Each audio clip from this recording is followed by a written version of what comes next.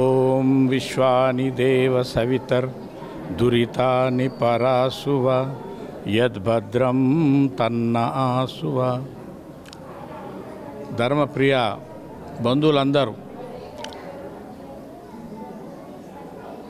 బంధువులారా, ఈరోజు మనము ఆర్య సమాజ మందిరంలో మర్యాద పురుషోత్తం శ్రీరామచంద్రుని యొక్క దేవాలయ ప్రారంభోత్సవ శుభ సందర్భాన్ని పురస్కరించుకొని రేపు జరగబోయేటువంటి ఆ కార్యక్రమానికి సపోర్టుగా మనము ఈరోజు 5 యజ్ఞకుండాలతోటి యజ్ఞం నిర్వహించాము విశేషంగా. ఎందుకంటే బంధువులారా, దేశంలో ఐకమత్యము తీసుకురావడానికే ఈ కార్యక్రమాన్ని చేసినాం. మనలో మన దేశ ప్రజలందరూ ఐక్యంగా ఉండాలని మహాపురుషుల యొక్క దేవాలయాన్ని మనము ప్రారంభించుకుంటున్నాం రేపు.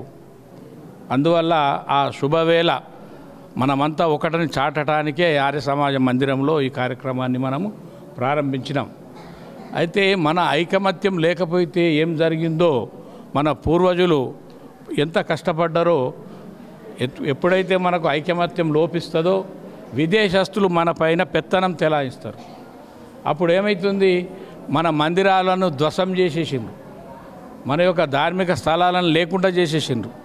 వాటిని మనము పునరుద్ధరించుకోవడానికి కొన్ని వందల సంవత్సరాలు మనం పోరాటం జరపవలసి వచ్చింది. అందువల్ల దేశ ప్రజలందరూ శ్రీరామచంద్రుని యొక్క ఈ ఆలయము ఏదైతే అయోధ్యలో రేపు ప్రారంభిస్తున్నారో ఆ శుభవేళ మనమంతా తమ తమ మందిరాలలో కానీ తమ ఇండ్లలో కానీ దీపాలు వెలిగించి మనం స్వాగతం పలకాలి, మనం ఐక్యాన్ని చాటాలి. ఆ ఉద్దేశంతో ఆర్య సమాజ మందిరంలో ఈ కార్యక్రమాన్ని నిర్వహించాము. మీరంతా ఈ విషయాన్ని గైకొని ఎప్పటికైనా కానీ మనమంతా ఒకటి, మన దేశ ప్రజలంతా ఒకటి, మన లోపల భేదభావాలను మర్చిపోలా. శ్రీరామచంద్రుని యొక్క వారి యొక్క ఆదర్శాన్ని మనం తీసుకొని మన జీవితాల్లో నడుచుకున్నప్పుడు దేశ ప్రజలందరూ సుఖ సంతోషాలతో ఉంటారు. వారి యొక్క కాలంలో మనం విన్నాము, శ్రీరామచంద్రుని యొక్క కాలంలో ఏం విన్నామంటే సకాలానికి వర్షాలు పడ్డాయని, సకాలానికి పంటలు పండినాయని, ఏ దేశంలో ఏ బీద సాద లేడని, రోగాలు లేవని. ఇంతవరకు కూడా విన్నాం ఏంటంటే వారి యొక్క కాలంలో పాము గుట్టి మనిషి సావలేదు అని. మరి ఇంకా ఏమి విన్నామంటే మనము పెద్దల ముందట పిల్లలు ఎక్కడ చావు జరగలేదని, అంటే పిల్లలు చనిపోలేదు, అంత ఆరోగ్యకరంగా ఉండేది ఈ దేశంలో. అటువంటి దేశం సుభిక్షంగా ఉండాలంటే మనమంతా ఐకమత్యంగా ఉండి శ్రీరామచంద్రుని అడుగుజాడల్లో మనము నడవటానికి అందరు ప్రయత్నం చేయాలని, అటువంటి ఒక సద్బుద్ధిని ఆ పరమేశ్వరుడు అందరికి ఇవ్వాలని ఆర్య సమాజం వైపు నుంచి మేము కోరుతున్నాము. ధన్యవాదాలు. ఓం శాంతి శాంతి శాంతి. మిత్రులారా, మన హైందవ సంస్కృతికి రాముడు కృష్ణుడు వీళ్ళిద్దరూ 2 కళ్ళ లాంటి వాళ్ళు. ఈరోజు మనం అయోధ్యలో రాముని విగ్రహాన్ని చేసుకుంటున్న సందర్భంలో మనము రాముని గురించి కొన్ని అంశాలు, కొన్ని విశిష్ట గుణాలు ఎన్ని వర్ణించినా తక్కువనే. అసలు రాముని గురించి ఎంత చెప్పినా తక్కువనే. అతని గురించి ఎంత వర్ణించినా తక్కువనే. అటువంటి గొప్ప వ్యక్తిత్వం గల రాముడు. రామాయణం అటువంటిది. యావత్ స్థాస్యంతి గిరయః సరితాశ్చ భూతలే తావత్ రామాయణ కథ లోకేషు ప్రచరిష్యతి. ఈ గిరులు, ఈ సాగరాలు, ఈ పర్వతాలు ఈ భూమిపైన ఉన్నంత వరకు రామాయణ కథ ఉంటుంది, ఆ రాముని చరిత్ర ఉంటుంది. అంత గొప్ప చరిత్ర రామాయణంది. పురాణ వ్యాస మునీంద్రవాచ శ్రూయంత ఆనందపరైరిదానీం సహస్ర సంఖ్యాక జనై సభాసు చిత్రం పురాణస్య నవీనతయం. రామాయణ మహాభారతాల గురించి అన్ని సంవత్సరాల యొక్క అప్పుడు రాసిన గ్రంథాలవి. వాటిలో ఉన్న ఘటనలు ఇప్పటికి కూడా మనం సభలో చెప్పుకొని ఎంతో ఆనందిస్తున్నాం. అసలు ఆ కావ్యాలు ఎంత మధురమైనవి, అసలు ఎంత గొప్పవై ఉండొచ్చు. అవి ఇప్పటికి కూడా అలరింపజేస్తున్నాయి మనల్ని అందరినీ, విదేశీయులైన సైతం కూడా. ఆ చరిత్ర అంత అద్భుతమైన చరిత్ర మన యొక్క హైందవ సంస్కృతిలో ఉన్నటువంటి ఈ రామాయణ మహాభారతాలు. చిన్నగా నేను అటువంటి మహాభారతము రామాయణ చరిత్రలో చిన్నగా ముందు మనము రాముని వ్యక్తిత్వాన్ని గురించి కొద్దిగానే చెప్పుకుందాం. సచ నిత్యం ప్రశాంతాత్మ మృదుపూర్వంచ భాషతే ఉచ్యమానోపి పరుషం ఉత్తరం నౌపపద్యతే. రాముడు ఎంత మంచి వ్యక్తిత్వం గలవాడంటే సచ నిత్యం ప్రశాంతాత్మ. అతడు మృదుభాషి, పూర్వాభిభాషి. ఎవరైనా పలకరిస్తే మొట్టమొదట ఆయన్నే పలకరించేవాడు. పూర్వాభిభాషి అన్నమాట. నిత్యం ప్రశాంతంగా ఉండేవాడు. మృదుపూర్వంచ భాషతే. ఎవరైనా గట్టిగా అరుస్తూ మాట్లాడితే వాళ్ళకి జవాబిచ్చేవాడు కాదు. అటువంటి వాడనమాట. ఆయన గురించి, వ్యక్తిత్వాన్ని గురించి నారదుడు వాల్మీకి వాళ్ళిద్దరు సంవాదన ఫస్ట్ ప్రారంభంలో చేసుకుంటున్నప్పుడు లోకంలో ఒక విశిష్టమైనటువంటి పురుషుడు ఎవరైనా ఉన్నారా అంటే నారదుడు పరిచయం ఇస్తూ అనేక గుణాలను ప్రస్తావిస్తాడు నారదుడు. ఇప్పుడు ఆ సమయం లేదు మనకు. ఆ నారదుడు ఈ రాముని గురించి, వ్యక్తిత్వాన్ని గురించి పరిచయం చేసినప్పుడు ఎంత గొప్ప అంశాలు ఉంటాయి, రాముడు ఎంత గొప్పవాడో అవన్నీ కూడా ఆ రాముడి గురించి చెప్తున్న ఆ నారదుని మాటల్లో మనకు కనిపిస్తుంటాయి రామాయణంలో ఆరంభంలో. కావ్యాన్ని ఇంకా వాల్మీకి మొదలుపెట్టాడు. అటువంటి సమయంలో ఈ రాముని వ్యక్తిత్వాన్ని గురించి వాల్మీకి అడిగినప్పుడు ప్రస్తావించిన నారదుని ఆ విషయాలు చాలా గొప్పవి. సరే, అటువంటి ఈ రాముని గురించి ఎంత చెప్పినా తక్కువనే. సోదర ప్రేమ గురించి మీరు చూడండి. లక్ష్మణ భరత శత్రుఘ్నులకు దక్కని ఏ సిరి సంపదలు కూడా నాకు అవసరం లేదంటాడు. నా తమ్ముళ్ళు ఎవరైతున్నారో రామ లక్ష్మణ అంటే లక్ష్మణ భరత శత్రుఘ్నులు, వాళ్లకు దక్కని సిరి సంపదలు ఎవైనా సరే ఆ అగ్నిదేవుడు భస్మము చేయనుగాక, నాకొద్దు, వాళ్ళకుంటేనే నాకు కావాలి. అటువంటి సోదర ప్రేమ భరతుడంటే, శత్రుఘ్నుడంటే, మరి లక్ష్మణుడంటే ఎంత ప్రేమనో. లక్ష్మణుడు అప్పుడు బ్రహ్మాస్త్రానికి, ఆ ప్రయోగానికి, మేఘనాథుడు ప్రయోగించిన ఆ బ్రహ్మాస్త్రానికి పడిపోయిన లక్ష్మణుడు మూర్ఛబడిపోవడం ఏదైతే ఉంటుందో అది అప్పుడు ఎంత విలవిలలాడిపోయాడు తన కొడుకు, తన యొక్క తమ్ముడి యొక్క అవసానం అంటున్నా, అతడు మూర్ఛితుడైనప్పుడు ఎంత బాధపడ్డాడో. లోకంలో మరొక భార్య దొరుకుతుంది, ఇంకేమైనా దొరుకుతారు, కానీ తమ్ముడు దొరకడు అనడం ఎంతో గొప్ప విషయం. అది తన లక్ష్మణుడు మూర్ఛితుడైనప్పుడు రాముడు బాధపడుతున్న విషయం. అట్లా ఎంత ప్రేమ ఉంటుందో. ఆ సోదరులు కూడా అంతే, వాళ్ళకు కూడా ఆ రాముడు అంటే అంత ఇష్టం అన్నమాట. నాకు వద్దంటాడు భరతుడు, నువ్వుండగా రాజ్యం నేను వెళ్ళడం ఏంటి అసలు అన్నయ్య, నువ్వు ఉండగా నేను రాజ్యం వెళ్ళడం ఏది, వద్దు భరత, నువ్వు రాజ్యం వెళ్ళు, నేను 14 సంవత్సరాలు గడిచిన తర్వాతనే వస్తా, అయోధ్యలో కాలు పెడతాను. అక్కడ గురువులు ఉంటారు, వశిష్ఠాది గురువులు, పంచవటికి అందరూ కూడా రాముని తీసుకుని వద్దామని బయలుదేరడం. వాళ్ళందరూ కూడా అక్కడ 3 తల్లులు ఉంటారు. ఎందరుండి వాళ్ళు ఎంత కూడా చెప్పినా కానీ కూడా రాముడు వినడు అన్నమాట. 14 సంవత్సరాలు దాటిన తర్వాతనే వస్తాను. అప్పుడు భరతుడు రాముని పాదుకలను తీసుకొని తలపైన పెట్టుకొని అయోధ్యకి వెళ్ళిపోతాడు. నంది గ్రామంలో అతడు అక్కడి నుంచి రాజ్యం వెళ్తాడు. నేను నీ ప్రతినిధిగా రాజ్యాన్ని ఏలుతాను తప్ప నేను రాజుగా ఏలను, నీ వచ్చేంత వరకు కూడా నేను ఈ రాజ్యమును ఈ విధంగా నీ ప్రతినిధిగా పరిపాలిస్తుంటా, ఈ పాదుకలను ఆ సింహాసనం మీద పెడతా అన్న.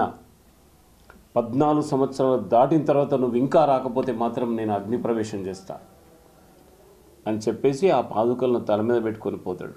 ఎంతటి భరతుడిలో ఎంత ఎటువంటి గొప్ప విషయం అసలు అతనిది కూడా. రాజ్యకాంక్ష, రాక్షసి కాంక్ష, అది తెలిసిందా? చూడండి, షాజహాన్ ఉన్నటువంటి ఆ నలుగురు కొడుకులాడు, మురాద్ అనేవాడు, ఆడేవాడు ఔరంగజేబ్ అనేవాడు, తర్వాత ఇంకా ఉన్నారు వాళ్ళిద్దరు, ఇంకా వాళ్ళ జ్ఞాపకం వస్తలేదు వాళ్ళ పేర్లు. దారాషికోహ, ఇంకొక అతనుడు, ఇంకొక రెండవవాడు, మూడవవాడు ఔరంగజేబు, నాలుగవవాడు మురాద్ అనేవాడు. ఈ నలుగురు అన్నమాట. నలుగురుతో ఈ నలుగురిలో ముగ్గురిని సమాప్తం చేస్తాడు వీడు ఔరంగజేబు. తండ్రిని ఎక్కడ జైల్లో వేస్తాడు తెలుసా? నీళ్లు కూడా సరిగ్గా సౌకర్యం కలుగజేయడు. అరే, మరణించిన తన తల్లిదండ్రులకు హిందువులు ఆర్ఘ్యమును సమర్పిస్తారు. అరే, నువ్వేంద్రా అసలు బతికున్న తండ్రి కింద నీళ్లు కూడా పెట్టే సౌకర్యం లేదు, ఎటువంటి పుత్రుడో జన్మించినవరా నా కడుపులో అంటాడు. అటువంటి రాజ్యం కోసం కుక్కలు కొట్లాడుకున్నట్టుగా అట్లా ఎంత విపరీతమైన రాజ్యకాంక్ష ఔరంగజేబు. అటువంటి అక్కడ కూడా వాడు షాజహాన్కు నలుగురు కొడుకులే. ఇక్కడ చూడు, దశరథునికి నలుగురు కొడుకులు. ఈ కొడుకులు ఎట్లా ఉన్నారు చూడండి, ఎంత గొప్ప వాళ్ళు అసలు. ఒక్కొక్క చరిత్ర భరతుని గురించి, లక్ష్మణుడి గురించి, వాళ్ళ గురించి చెప్పుతూ ఉంటే కన్నులు ఆర్ద్రమవుతాయి. వాళ్ళు ఎంత గొప్పవాళ్ళు. ఆ తల్లులు కూడా ఎంత గొప్పవాళ్ళు తెలుసా? అట్లే గురువులు కూడా ఎంత గొప్పవాళ్ళు. ఆ గురువులు కూడా అంత త్యాగమయ్యారు. కౌసల్య సుప్రజా రామ పూర్వా సంధ్యా ప్రవర్తతే ఉత్తిష్ట నరశార్ధూల కర్తవ్యం దైవమాహ్నికం అని ఒక ఆశ్రమంలో నిద్రిస్తున్న తన రామలక్ష్మణులను ఇద్దరిని లేపుతుంటాడు విశ్వామిత్రుడు. పూర్వా సంధ్యా ప్రవర్తతే, తూర్పున సూర్యుడు ఉదయిస్తున్నాడు, ఉదయకాంతులు అక్కడ ప్రారంభమైనవి, లేవండి, నిద్రించడానికి రాలే మనం, అనేక కర్తవ్య కర్మలను మనం ఆచరించేది ఉంది, బిడ్డలారా లేవండి అని ఎంత అనునయంగా ఉత్తిష్ట నరశార్ధుల అంటాడు. అంటే ఓ పురుష సింహములారా, ఓ పురుష సింహమాలే రామా, ఎంత ప్రోత్సహిస్తూ వాళ్ళని ఉదయమై ప్రోత్సహిస్తూ ఓ పురుష సింహమాలే నాయన అని రాముని అనడం ఎంత గొప్ప విషయం. అది విశ్వామిత్రుడు మేలుకొల్పుతాడనమాట. అట్లా ఈ వశిష్ఠుని గురించి కానీ, వాళ్ళ యొక్క త్యాగం, వాళ్ళకి ఆ గురువులు ఆ విధంగా, ఆ మాతలు, ఆ తల్లిదండ్రులు కూడా ఆ విధంగానే తెలుసా? చూడండి, అయోధ్యకు మన అడవికి వెళ్ళేటప్పుడు రాముడు, సమయం ఎక్కువైతుందా? అయోధ్యకు వెళ్ళేటప్పుడు రాముడు, అడవికి వెళ్ళేటప్పుడు రాముడు, అప్పుడు దశరథుడు అంటాడనమాట, అహం రాఘవ కైకేయ్య వరదానేన మోహిత భవాన్ రాజాభవ నిగృహ్య మాం అంటాడనమాట. అంటే రామా, నీకు చాలా అన్యాయం చేస్తున్నా నేను, నువ్వు ఈ క్షణంలో అసలు హక్కు, నువ్వు అసలు రాజ్యాన్ని పరిపాలించడం, ఇటువంటి సమయంలో నిన్ను అడవికి పంపే పరిస్థితి వచ్చింది. ఇప్పుడు నువ్వు చేయవలసింది ఒకటే, నన్ను కారాగృహంలో పడవేసేసి నువ్వు రాజ్యం వెళ్ళిపో అంటాడు దశరథుడు రాముణ్ణి. వాస్తవంగా చేయొచ్చు, అంతటి బలశాలి, అంతటి గొప్పవాడు రాముడు. కానీ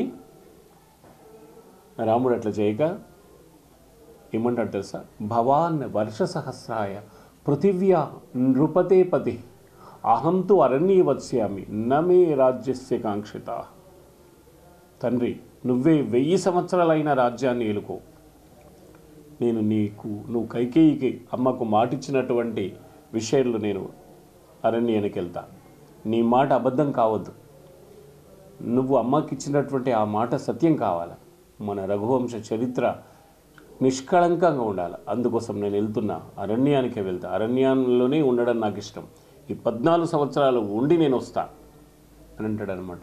అటువంటి అపూర్వమైన వ్యక్తిత్వము అతనిది. అటువంటి రాముడి పైన ఇంకా చాలా విషయాలు ఉన్నాయి, కానీ ఒక విషయం చెప్తున్నాడు. ఎక్కడోనట నగరపు ఆవల ఒక దళితుడు తపస్సు చేస్తున్నాడు. నగరంలో ఒక బ్రాహ్మణుడు కుమారుడట వ్యాధిగ్రస్తుడైండట. ఎందుకోసమైండు అని ఆరాధిస్తేనట, అక్కడ నగరము బయట ఒక శంభూకుడు అనే ఒకడు వాడు అక్కడ తపస్సు చేస్తున్నాడంట. ఆ వాడు శూద్రుడు తపస్సు చేయడం వల్ల ఇక్కడ బ్రాహ్మణ కుమారుడు వ్యాధిగ్రస్తుడైండట. ఎంత దరిద్రపు కథ ఇది! వెంటనే తెలిసినటువంటి రాముడు వెళ్ళి ఆ శంభూకుని వధించిండట. ఇది రామాయణంలో ఉన్నదట. ఎవడాడు చెప్పేది అసలు? రాముడి పైన ఇంత పెద్ద అభాండము వేసేవాడు ఎంత మూర్ఖుడు వాడు అసలు ఉందా రామాయణంలో? శంభుక వధ ఎంత కల్పితం తెలుసా? రాముడి పైన అభాండం. అసలు ఆ బ్రాహ్మణ కుమారునికి ఆ శంభుకుడు చేస్తున్నటువంటి తపస్సుకి ఏం సంబంధం అసలు? ఆడ తపస్సు చేస్తే వీడు వ్యాధిగ్రస్తుడేండా? తలతోకలేనటువంటి కథలు కల్పించి రాముడి పైన మన్నుపోయడం. దళితులంటే ఎంత ప్రేమ తెలుసా? శబరి ఇచ్చినటువంటి పళ్ళను తినడు ఆయన. గుహుణ్ణి ఇట్లా ఆలింగనం చేసుకున్నాడు, నది దాటించినటువంటి గుహుణ్ణి. అందరినీ ఆదరించిన దళితులను అందరినీ. కులమత భేదాలు అతను మనకు అనిపించినాయి. అతని చరిత్ర చదవండి మీరు. అట్లనట అగ్ని పరీక్ష అన్నాడు, అగ్నిలో దుంకుమన్నాడు సీతమ్మను. అక్కడ అగ్నిహోత్రం చేసి ఇన్ని రోజులు ఆ రాక్షసుల మధ్య ఉంది కాబట్టి అని అగ్నిహోత్రపు చేసి సీతను స్వీకరిస్తే అగ్నిలో దుంకుమన్నాడట. ఆమె దుంకిందట. ఆమె కాలనేయలేదట. కాలనేలేదు. ఎవడుగా ఏది కాదు? ఎటువంటి మహాపురుష అయినా కాలిపోతాడు. అగ్నికి ఉన్నటువంటి గుణము కాల్చేసే గుణం అంతే. సీత అయితేమే ఎవరైతేమి కాల్చేస్తే అంతే. కానీ అక్కడ అగ్ని ప్రవేశం కాలేదు. అగ్నిహోత్రం చేసి సీతను స్వీకరించాడు అంతే తప్ప అగ్నిలో దుంకు అని అనలేదు. అటువంటి నమ్మకం లేనివాడు ఎందుకు అక్కడ రావణుడితో కొట్లాడుతాడు? అయినా ఆ సీత మీద ఎంత ప్రేమ ఉండాలి ఆయనకు? అంత ప్రేమ ఉన్నవాడు అంత యుద్ధం చేస్తాడా? చేయవలసిన అవసరమే. తీరా వచ్చిన తర్వాత అయిపోయిందా? మనం ఆపేసి. అంతేగాక అగ్ని పరీక్ష ఉంటే కాదు, నిండు గర్భవతి అయిన సీతను అడవిలో వేసినాడు, విడిచిపెట్టి రమ్మన్నాడు అనేది ఎంత మూర్ఖుడు అసలు? ఎవడైనా అడవిలో వేసి విడిచిపెట్టి రమ్మన్నా అంటాడా సీతను? ఎంత మూర్ఖుడై ఉండాలా? ఎంత దుర్మార్గుడై ఉండాలా? అటువంటి దుర్మార్గుడు కాదు రాముడు. అట్లే అతని పైన అభండాలు ఇంకా చాలా ఉన్నాయి. చెట్టు చాటి నుంచట వాళ్ళని కొట్టిండంట. సరే కొట్టిండు. అక్కడ ఏం జరిగింది అసలు? అక్కడ ఉన్న పరిస్థితులు ఎటువంటివి? వాలి చావాలని అక్కడ ఉన్న కిష్కింద నగర ప్రజలందరూ కూడా ఇట్లా మొక్కుకుంటున్నారు దేవుణ్ణి, ఇటువంటి దుర్మార్గుడు చచ్చిపోవాలని. తమ్ముని భార్యను చెరబట్టాడు తెలుసా? తమ్ముని రాజ్యాన్ని లాక్కున్నాడు. వాడి దుర్మార్గానికి అంతులేదు. ఆతతాయి వాడు.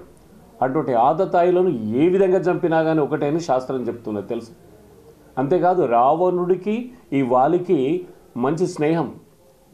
లంక పైన ఎవడు ఆక్రమణ చేసినా వాలి ఎదుర్కోవాలి. వాలి మీద ఎవడు ఆక్రమణ చేసినా కిష్కింద పైన మరి రావణుడు వచ్చి సపోర్ట్ ఇవ్వాలి. ఇటువంటి పరిస్థితిలో ఇప్పుడు వాలితోనే కొట్లాడకుండా కూర్చుంటే ఎట్లా ఉంటుంది? కాబట్టి ఆ దుర్మార్గుడికి ఎన్నోసార్లు చెప్పించు, తమ్ముని రాజ్యాన్ని అపహరించిన తమ్ముని భార్యను తీసుకున్నావు, అది మంచిది కాదు, నువ్వు వాలి అవి విరమించుకో, నువ్వు మీ తమ్మునికి న్యాయం చేయి అని ఎంత చెప్పినా వీళ్ళు తెలుసా? ఎంత మూర్ఖుడై ఉండే, ఎంత అహంకారి అయి ఉండే తెలుసా వాడు? అటువంటి వాడిని చెట్టు చాటు నుంచి చంపడం కరెక్టేది. ఆ విషయం మీ పరిస్థితులు ఎట్లున్నాయి చూడండి. అక్కడ దాన్ని క్లియర్ చేసి పడేసిండు. అక్కడ నుంచి మళ్ళీ లంకకు అలా ఇక్కడనే చాలా రోజులు అవుతుండే. ఇక్కడ వాలితో కొట్లాడేసరికి ఇక్కడ సైన్యం సమాప్తం, అక్కడ సైన్యం మళ్ళీ అటు రావణుతో కొట్లాడే, ఇక్కడ వాలితో కొట్లాడాలి. కాబట్టి అక్కడ ఎంత దుర్మార్గుడైన వాలిని చంపడంలో చెట్టు చాటు నుంచి చంపడం అని అంటే ఎన్నో హితబోధలు చేసిన తర్వాత కూడా వినలేదు. వాడు క్రూరుడు ఉండే, అహంకారి ఉండే.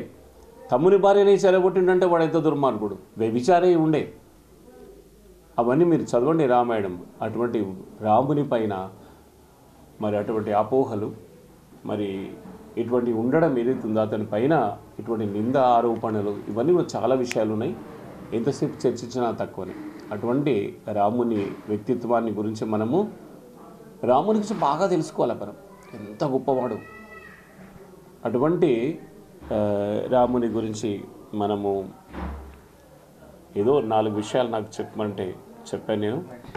అటువంటి గొప్ప వ్యక్తిత్వం గల రాముని మనం ఎప్పుడు అనుసరించాలా? రామాయణం చదవాలా? ఎవడో విమర్శించి ఎవడో ఏదో అనేసరికి వినొద్దు. ఎందుకంటే కొందరు ఉన్నారు మన సంస్కృతం మీద అనుభవాలను చూసేవాళ్ళు, మహాపురుషుల చరిత్రలను కళంకితం చేయాలని చూసేవాళ్ళు చాలామంది ఉన్నారు. మనము నిజమైనటువంటి హిందుత్వం ఉన్న వాళ్ళమైతే చదువుదాం రామాయణం.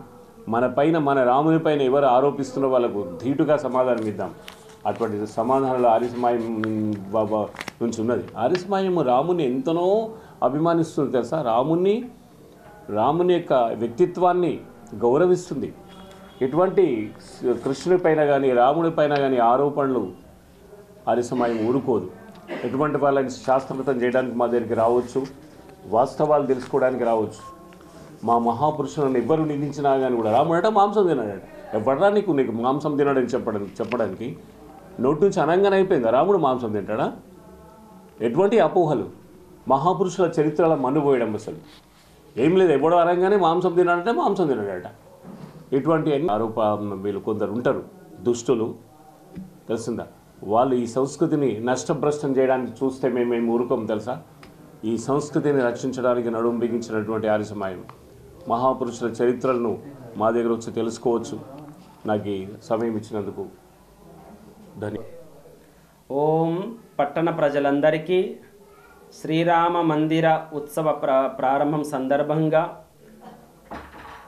ఆచార్య వేదమిత్ర వేదార్థిగా ఉన్నటువంటి నేను మీ అందరికీ శుభాకాంక్షలు తెలియజేస్తూ, బంధువులారా, మనమందరము భారతీయులము, ఇది సత్యం, అందరము ఒప్పుకుంటాము.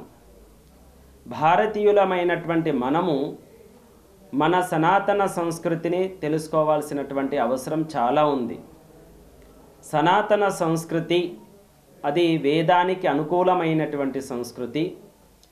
వేదానికి అనుకూలమైనటువంటి సాంప్రదాయాలను ఆచారాలను పాటించేటువంటి వారే భారతీయులు. ఆ వైదిక సంస్కృతిని, సనాతన సంస్కృతిని ఆచరించినటువంటి వారే మన మర్యాద పురుషోత్తముడు, ఆర్య చక్రవర్తి రాజు శ్రీరామచంద్రుడు.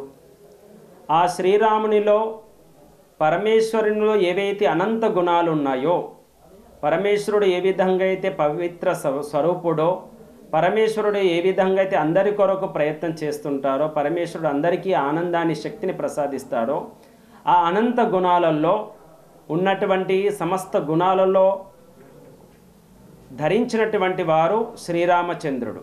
కాబట్టి మనం శ్రీరామచంద్రుణ్ణి భగవంతునిగా కొలుస్తాము, శ్రీరామచంద్రుడి భగవంతునిగా స్మరించుకుంటాము. అయితే శ్రీరామచంద్రుడు కూడా ఒక దివ్యమైనటువంటి ఆత్మస్వరూపుడు కాబట్టి మనము కూడా ఆ శ్రీరామచంద్రుడు ఉన్నటువంటి గుణాలను ధరించడానికి ప్రయత్నం చేయాలి. మనం రామాలయానికి వెళ్తాము, శ్రీరాముణ్ణి మనం దండం పెట్టుకుంటాము. దండం పెట్టుకున్నప్పుడు మన లోపల, మన మదిలో ఒక భావన రావాలి. శ్రీరామచంద్రుడు ఒక గొప్ప అన్నగా, గొప్ప పుత్రునిగా, గొప్ప తండ్రిగా, గొప్ప భర్తగా, గొప్ప ప్రజాపాలకుడుగా, గొప్ప ఈశ్వర భక్తుడుగా ఆ శ్రీరామచంద్రుని యొక్క జీవితం ఉంది. కాబట్టి మనం దండం పెట్టుకున్నప్పుడు అదేవిధంగా గుణాలను ధరిస్తున్నాను అనే భావనతోని రామభక్తునిగా ఆ శ్రీరామునికి దండం పెట్టుకోవాలి. ఏ విధంగానైతే మనము గురువుకి దండం పెట్టుకుంటాము, ఎందుకంటే గురువు గారి ద్వారా మనం విద్యను నేర్చుకున్నాం కాబట్టి, అదేవిధంగా శ్రీరాముని ద్వారా ఆ పరమేశ్వరుడు ఉన్నటువంటి గుణాలను మనము తెలుసుకున్నాం కాబట్టి ఆ శ్రీరాముని చంద్రుని కూడా నమస్కరించుకోవాలి.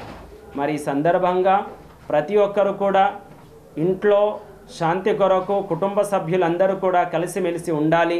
అన్నదమ్ములందరూ కూడా కలిసిమెలిసి ఉండాలి. ఒకరికొకరు త్యాగం పూరితంగా ఉండాలి. ఏ విధంగా అయితే సీతారాములు ఉన్నారో, ఏ విధంగా అయితే రామలక్ష్మణులు ఉన్నారో, భరత శత్రువులు ఉన్నారో, ఏ విధంగా అయితే దశరథాత్మజులు ఉన్నారో, ఏ విధంగా అయితే లవకుశులు ఉన్నారో, ఏ విధంగా అయితే శ్రీరాముడు తన స్నేహితులను రక్షించినాడు, అలాగే శత్రువు కూడా ఎలా ఉండాలి అని తెలుసుకోవాలంటే శ్రీరామచంద్రుడినే మనము వారి యొక్క జీవితాన్ని తెలుసుకోవాల్సిన అవసరం ఉంది. ఈ విషయాన్ని మనకు రావణాసురుడే తెలియజేసినాడు. చివరికి రావణాసురుడు శ్రీరామచంద్రుడికి దండం పెట్టుకోవడం జరిగింది. ఎందుకంటే శ్రీరాముడు పూర్తిగా ధర్మపరాయణుడు. రామో విగ్రహవాన్ ధర్మం ఏదైతే చెప్తుందో ఆ విధంగా 100% ఆచరించినటువంటి వాడు. కాబట్టి రావణాసురుడు లాంటి వాడు, అనగా రావణాసురుడు దశశాస్త్రాలను, అనగా 4 వేదాలను, 6 శాస్త్రాలను, ఇలా 10 శాస్త్రాలను చదివిన వారు రావణ బ్రహ్మగా ఉన్నటువంటి అటువంటి రావణాసురుడే ధర్మపూర్వకంగా అతని యొక్క వ్యవహారం లేకపోవడం వలన మరణాన్ని పొందినాడు. కానీ శ్రీరామచంద్రుడు అమరుడైనాడు. మనమందరం ఇప్పటికి కూడా 9 లక్షల సంవత్సరాలు అవుతున్నా కూడా మనం ఇప్పటికి కూడా మనం స్మరించుకుంటున్నాము, నమస్కరించుకుంటున్నాము. ఆ శ్రీరామచంద్రుని యొక్క జీవితాన్ని మనం పొందడానికి ప్రయత్నం చేస్తున్నాము. కాబట్టి ఈరోజు వారి యొక్క జన్మస్థలమైనటువంటి అయోధ్యలో భవ్యమైన దివ్యమైనటువంటి రామ మందిర నిర్మాణం జరుగుతూ ఉంది. దాని ప్రారంభోత్సవం రేపు ఉంది. ఇట్టి కార్యక్రమంలో ఆర్య సమాజం కూడా భాగమవుతుంది. ఆర్య సమాజం కూడా తన యొక్క మద్దతును తెలుపుతూ మరి మీరందరూ కూడా ఈ యొక్క కార్యక్రమాన్ని, రేపటి కార్యక్రమాన్ని ఉల్లాసంగా ఉత్సాహంగా ఇంటిల్లిపాది 5 దీపాలతో, ఆవు నెయ్యి దీపాలతో వెలిగించి, లేదా వీలైతే తప్పకుండా మీరు కూడా అగ్నిహోత్రం చేసి శ్రీరామచంద్రుడికి నిజమైనటువంటి భక్తులుగా ఉండాలని కోరుకుంటూ మరొకసారి మీరందరికీ కూడా శ్రీరామచంద్రుని యొక్క మందిర ప్రారంభోత్సవ సందర్భంగా శుభాకాంక్షలు తెలియజేస్తూ ఓం నమస్తే, జై శ్రీరామ్.